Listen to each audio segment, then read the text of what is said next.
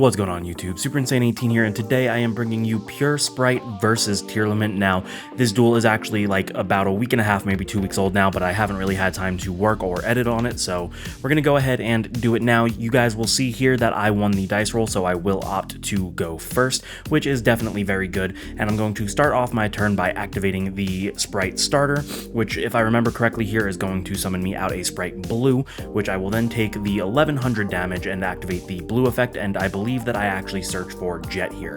Now, it looks like in response to the blue, he is going to activate the Haveness.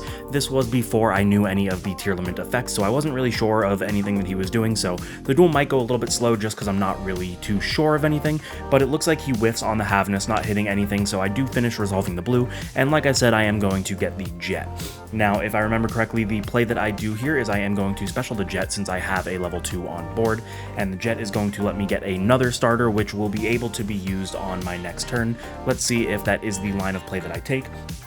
It looks like it is, so the Jet comes out and I activate the effect, searching the other starter. Now, starter is once per turn, but being a quick play, I will be able to set it and use it on my opponent's turn. This is very good for instances where your opponent is playing something like Droplet or Dark Ruler, those board breaking cards that are so good at just turning off a board, because then you can still starter into something like a red or a carrot depending on the matchup and still be fine.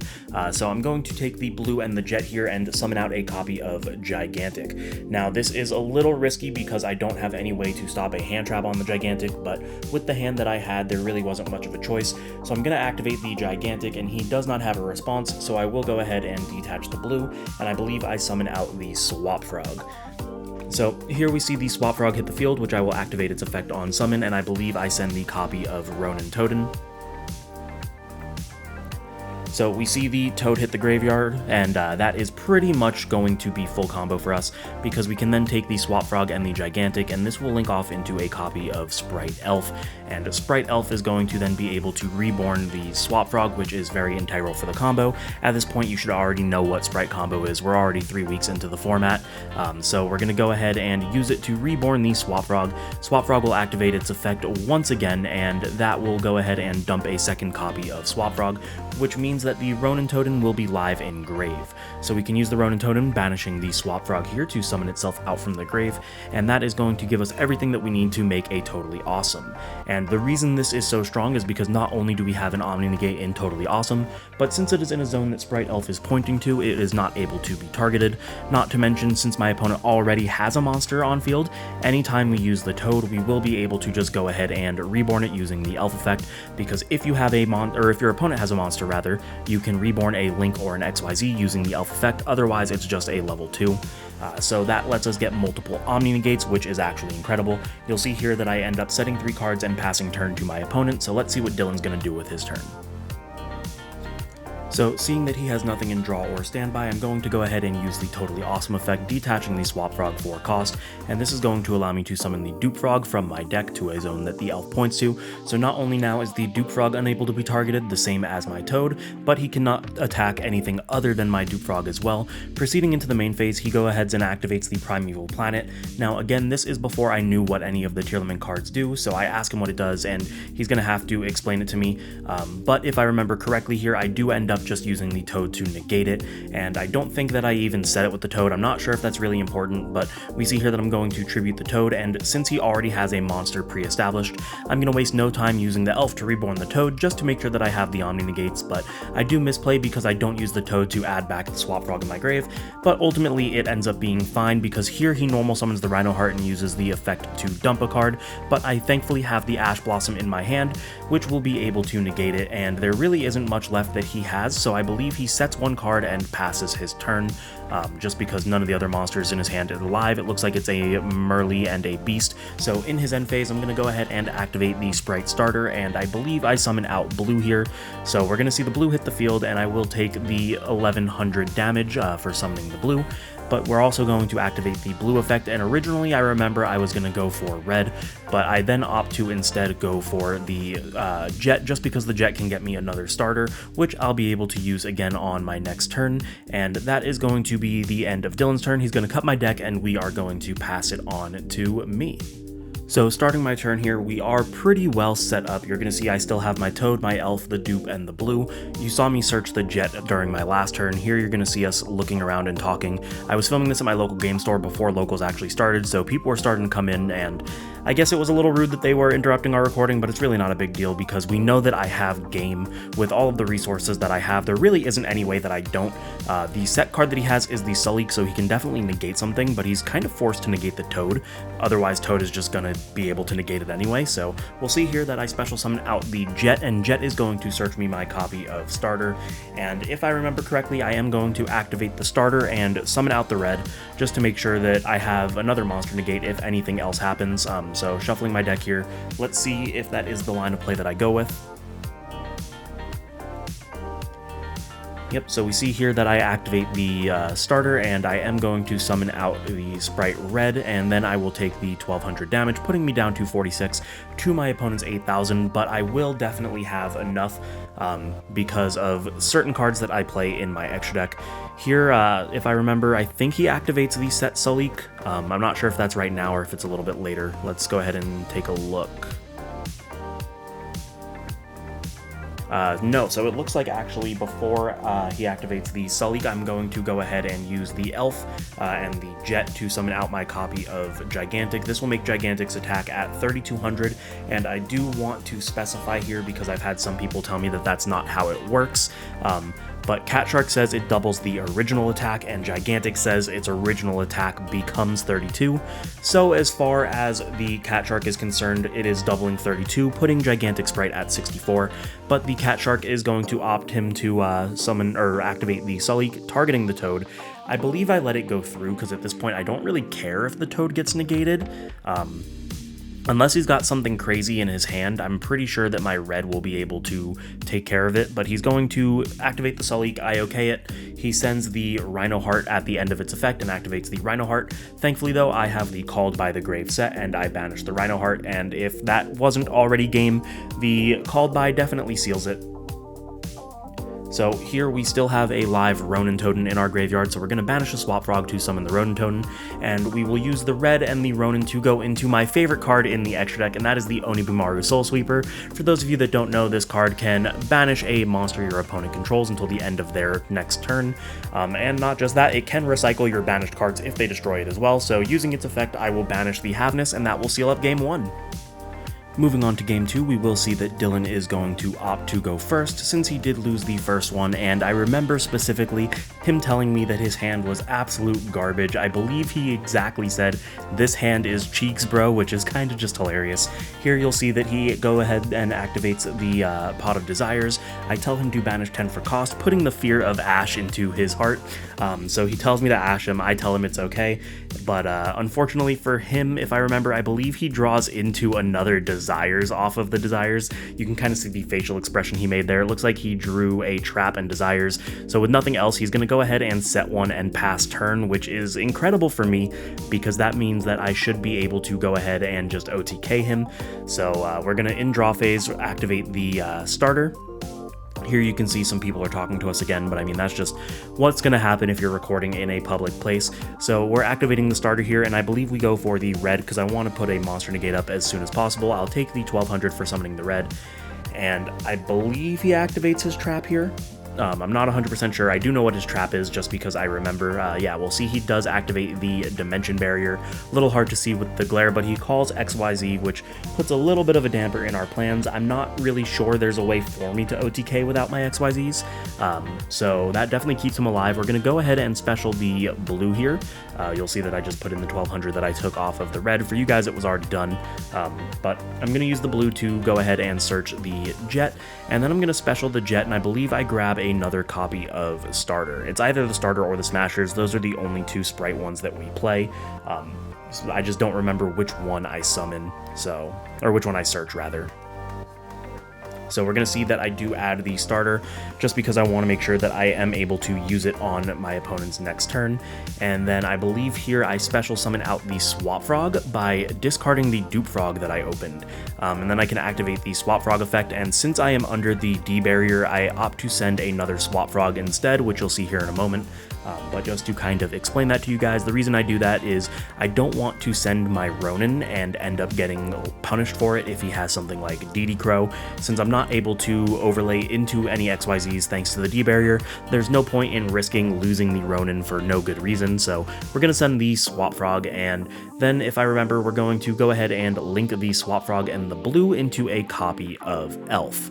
Now, the reason I do this is just to put a little bit more damage on board. I could have just entered battle there, but since Elf has more attack than the blue, by using the Elf to reborn the swap, it would put 300 more damage on board. I'm trying to get as much as possible. We're going to use the Elf to summon out the Swap Frog, but he's going to go ahead and Ghost Mortar it on the summon, and that's going to prevent me from summoning the Swap Frog. But thankfully I have an absolutely insane card that I've been wanting to showcase you guys for a while. I just haven't really been able to yet. Since we have not normal summoned yet, we're going to go ahead and normal summon out the Silver Vine Senri. Now, this is a card that I 110% recommend that you play if you are playing pure Spright, because its effect is that you can tribute it and target a level 2 in your graveyard and special summon it, and then you can special summon another level 2 from your hand. The second special summon is optional, which is good because in this case, if you were to summon another one from hand, the Swap Frog would miss timing since it is a when it is summoned. So if you're summoning the swap from the grave off of the Silver Vine effect, there really isn't anything that you can do with it. So here you're going to see me debate whether or not I want to link summon using the swap and the Ronin, or if I'm just going to keep them on field and go into battle. I believe originally I was going to just go ahead and link them off, which you'll see here, into an IP Masquerena, but before I actually commit to the play, I decide against it, which you're again going to see here in just a second. So I almost put it out, but then I decide it's better to just swing for more damage. So I go ahead and enter battle phase here, and I should just be swinging with everything, so you'll see everything swing, putting him down to 3,100 to my 68, which is definitely incredible. It puts me in the lead, and for being D-barriered, it's not the best board, but it's definitely doable, because as you saw, there is going to be an IP that comes out and hits the field, which will allow me to do some shenanigans, whether it's Unicorn or something else, depending on what my opponent's board is. Not to mention, I still have a live Spright Red for an additional negate, and I believe I'm going to set 2 cards and pass to my opponent. Dylan's going to go ahead and draw for turn. It looks like he got a Ghost Mourner, which is going to come in clutch a little later, but with nothing else he can do, he activates the Pot of Desires, making it the second Desires of the game, so 20 of his cards are banished. Hopefully he doesn't hit the remaining of his Tearlaments, otherwise he's in for a very, very bad time. But that does prompt me to go ahead and use the Elf here to target my blue and summon it back, and the reason that's important is because I don't have any cards in hand, which if I plan on going into a Unicorn, I am going to need a discard. So I'm going to activate the blue on summon. He's going to go ahead and chain the Havness, which I am going to negate using the Spright Red here. Since the blue already activated, there's no reason to keep it on the field, so we're going to see the Spright Red is going to tribute the blue to negate the Havness. It will not destroy it because it was not an XYZ or a link that was tributed, but the blue is going to resolve, getting me a copy of Jet to my hand, which means IP can now feasibly go into Unicorn since I have a card to discard. Unfortunately for me, he does have a triple tactics talent, so he is going to get another 2 draws, which is going to put him up to 4 draws this turn, which is kind of insane, and he has a really big hand, so he's going to normal summon out the Supreme Sea Mare, which will let him Foolish Burial any Aqua, and he's checking his graveyard to make sure that he did, or his banish, to make sure that he didn't banish all of his Tearlament names, so he's going to go ahead and send the Merly here, which will allow him to fuse. So Dylan is going to take quite a bit of time to determine what he wants to fuse into, so while we're waiting on that, I just want to make sure to tell you guys, you know the deal. If you like the video, make sure to subscribe, hit the notification bell, like, comment, share with your friends, the whole deal, because it does take a lot of work bringing you guys these live duels, and it is something that I would like to do a little bit more often, but statistically in the past they haven't really performed as well as other videos on my channel, so I just want to throw that little self-plug out there. But here we're going to see that he's going to use the Merly and a Havness in his hand to finally fusion summon out using the Kit Kalos, and he is going to activate the Kit Kalos effect. I believe he's going to dump another name here, which I think he's going to dump the Havness since it was the Merly that was able to activate its effect, and this is going to activate the Havness effect to fuse. Looking at his graveyard, I'm determining whether or not I want to use the IP here. Which I believe I do. Actually, no, I activate the Spright Smashers instead. This is going to banish the blue from my graveyard, and then I believe I'm going to banish my own Jet along with his Kit Kalos, and this will make it so that he can't use the Kit Kalos as part of the fusion summon, which I do specifically to prevent him from getting out a Dragostapelia, because if he successfully summons a Dragostapelia, then he will be able to go ahead and essentially turn off my IP, or force it at an inoptimal time, but I did not know that he had a Shaddoll in his hand, so he's going to take the Havness here and a Shaddoll Beast, and he's going to summon out a copy of El Shaddoll Winda. Now, once Winda hits the field, I am kind of forced to use my IP here, because I want to get the Winda off field as soon as possible, so using the IP and the red that I have, I'm going to go ahead and summon out a copy of Unicorn, discarding the Jet that I added for cost and targeting the Winda, but he does have the Ghost Mourner, which will negate the effect, unfortunately for me, so Winda is going to remain on the field, but it doesn't really matter because his turn is pretty much over here. If I remember correctly, he just goes into battle, which we'll see here. He swings the Mare over the Elf for 100 damage, and knowing that I'm just going to battle into the Winda anyway, with my Unicorn and Crash since they're both 22, here he opts to actually use the Winda to attack into the Unicorn, because at least I'll burn for 2200 thanks to the effect of Ghost Mourner, saying that when it leaves the field I take damage to its attack, but that's going to be it for my opponent's turn, so he's going to go ahead and pass it on to me. So it might look like we're in a relatively rough position here, but we're actually okay because we still have a live Ronin Totem in graveyard as well as a Spright starter set that we did not use on our opponent's turn. So you'll see here that we're going to go ahead and summon out the Ronin and then activate the Spright starter. The reason I held on to the Spright starter instead of using it during my opponent's turn is so that I can get another blue search. Since I summoned the blue off of the elf, I didn't want to waste a starter getting anything else. So we're going to see here that I summon blue and activate the effect, but my opponent does have a Havness in his hand, and this is pretty much where the game turns in favor of Dylan, because the Havness mills are actually crazy. He hits both a Merly and a Havness, meaning that he will be able to get 2 fusion summons, so we'll see the blue resolve and get me a copy of Carrot, and then if I remember correctly, he goes Merly as Chainlink 1 and Havness as Chainlink 2. Using the Havness and the Winda, he's able to put the Winda back in his deck and summon out a copy of Dragostapelia, which you're going to see here in a minute. I'm getting a little bit ahead just because I remember this play very specifically because it was an absolutely crazy play. So you'll see here the Havness puts back itself and the Winda, getting the copy of Dragostapelia, and then Chainlink 1 will resolve with the Merly. Merly is going to use the Skolmata that he had in his hand as another Shaddoll, putting a Winda out, and that is pretty much just bad news for us. We only get 1 special summon, and there isn't any 1 special summon I can do right now that is going to get me where I need to be. I could technically go into like the Onibumaru and try and banish the Winda, but he does have the Dragostapelia, so instead I link both away into the elf and realize that there really isn't anything I can do, and we're gonna go to game 3. Alright guys, moving into game 3, we are going to see me going first since I lost game 2, which in theory should spell out a victory for Spright, because Spright is just absolutely crazy going first, but never be too overconfident, never get too cocky, because we can see here he has both a Super Poly and a Dark Roller in his hand from that overhead shot, so no matter what I do for my turn, it is not going to matter since he's going to be able to turn off the entire board regardless. Not to mention, my only play here was to normal summon the Diva, otherwise the Sprites in my hand would have been dead, and if he had something like a Gamma for the Diva, then the turn would have been over anyway. Thankfully though, he does not, so we're going to go ahead and use Diva to summon the other Diva from our deck, and this will turn the only Spright on that we have, which is going to be the Spright Blue. So like I said, I needed that Diva to essentially remain on the field, otherwise the Spright Blue would have been dead. I guess I could have not activated the effect, but then I wouldn't be able to do the intended play that I had in mind. We're going to see here that the Spright Blue is going to go ahead and add us a copy of Red, and the reason for doing this is to turn off any potential hand traps that he might have for my upcoming play. We're going to take the Blue and the Diva, and we're actually going to link them off into a copy of Crystron Halki Fibrax. This is a play that I've shown you guys in my combo tutorials cards previously, where since we're not locked into level 2s yet, we can go ahead and use the Halqifibrax to special summon a hand trap. In this case, it's going to be the Ash Blossom, and what that's going to do is once we have our swap on the field, we can essentially use the swap to search the hand trap by returning it to our hand.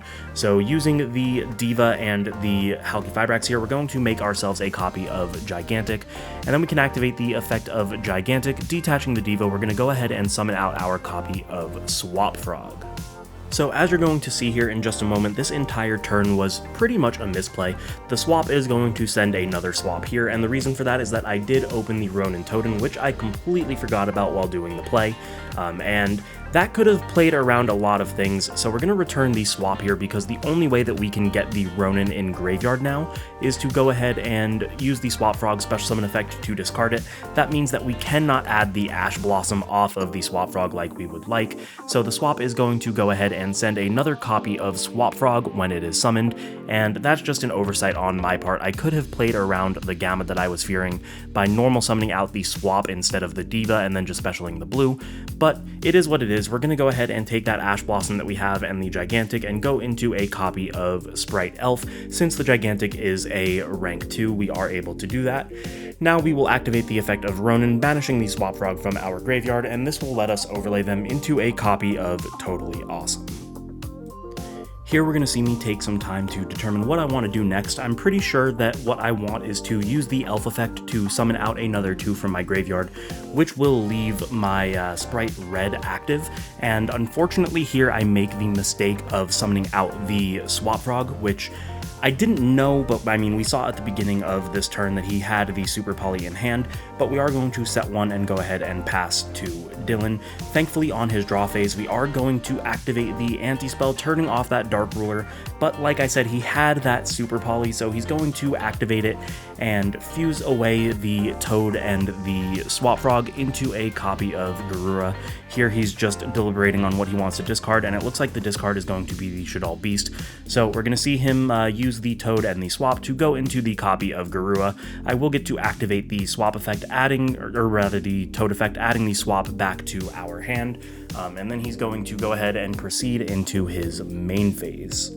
So I gotta be honest with you guys, there is an illegal play that takes place here, and it was not intentional, but he activates the Shiren, and I use the Elf targeting the Toad to get my Omni Negate back, but then I stop for a second and say, wait a minute, hold on, I want to use the red to negate and destroy the Shiren, which I technically can't do, so it's gonna be Chainlink 1 Shiren, Chainlink 2 Elf target the Toad, and then I'm going to attempt Chainlink 3 red, tributing the Elf to negate and destroy the Shiren, and still summon out my Toad, which I can't do because the red would have to respond to the Shiren directly, not the effect of the Elf, but then he attempts to activate the Shiren in graveyard, which I Toad discard the swap to negate, and that is the illegal chain over. It is my fault, I completely messed it up, and honestly, it doesn't really matter because, spoiler alert, Dylan is going to just win the game here anyway.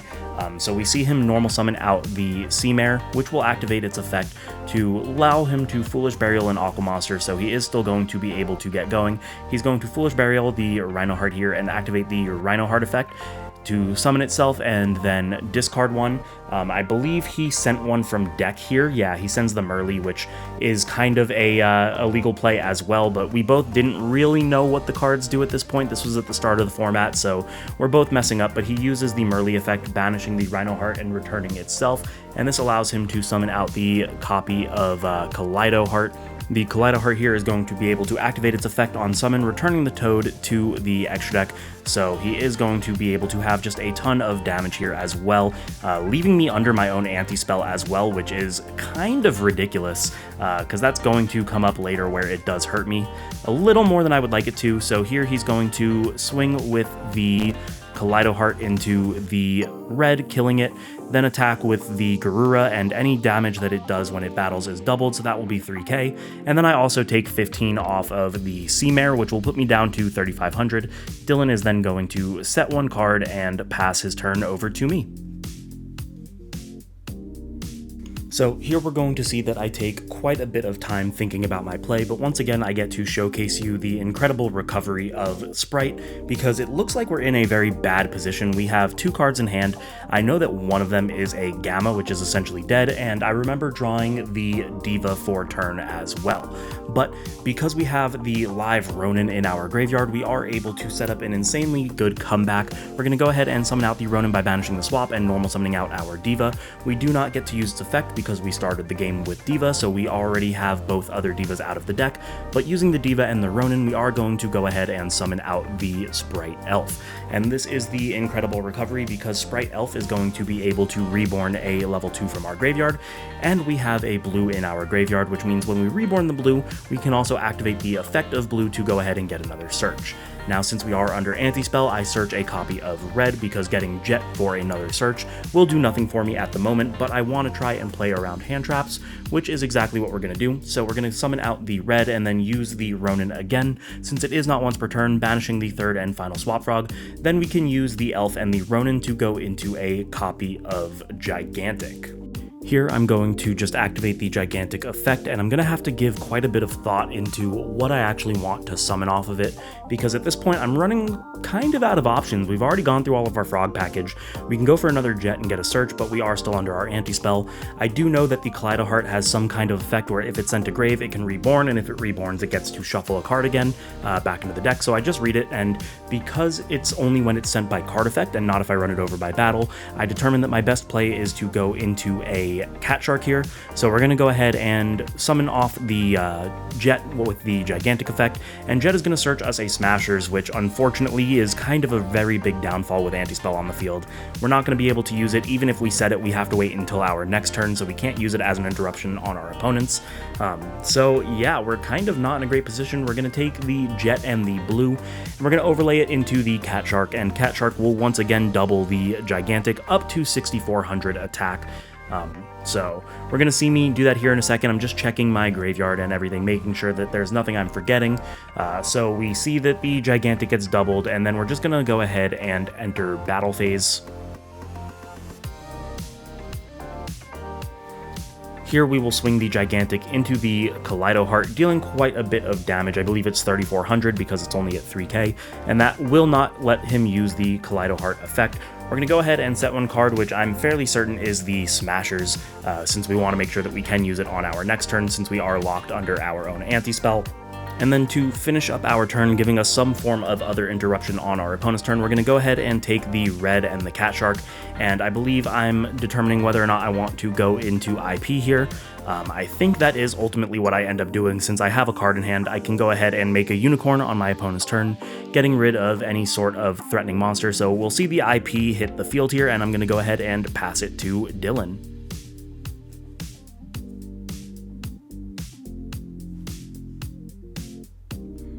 Dylan's going to draw for turn, and we see that it was the Instant Fusion, which unfortunately does literally nothing since I have the anti-spell up, so I guess that is a little bit of a saving grace for us, because now he can't summon out a Kit Callus and completely go off on us. But he is going to be able to just win here because of some insane mills, as you're about to see. So he's going to Dark Ruler my field, meaning that the IP is no longer live, which is pretty much the game-winning play for him, because then he's going to normal summon out the Rhino Heart, and the Rhino Heart is going to let him send one of his Tearlaments from his deck to the graveyard, which means he will be allowed to fusion summon.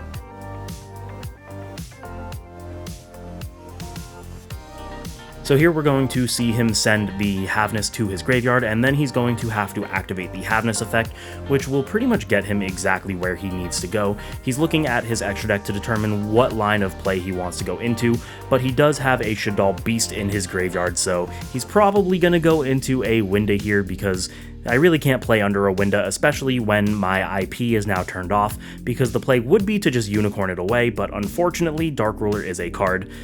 So we're going to see him use the Rhino Heart and the Havness, and he's actually going to go into a Kit Callus here, which is fine, because the Kit Callus is going to be able to either add him a Tearlament or send him a Tearlament. Here it looks like he adds the Trap. I can't tell because of the glare, but it looks like it is Meta Noise.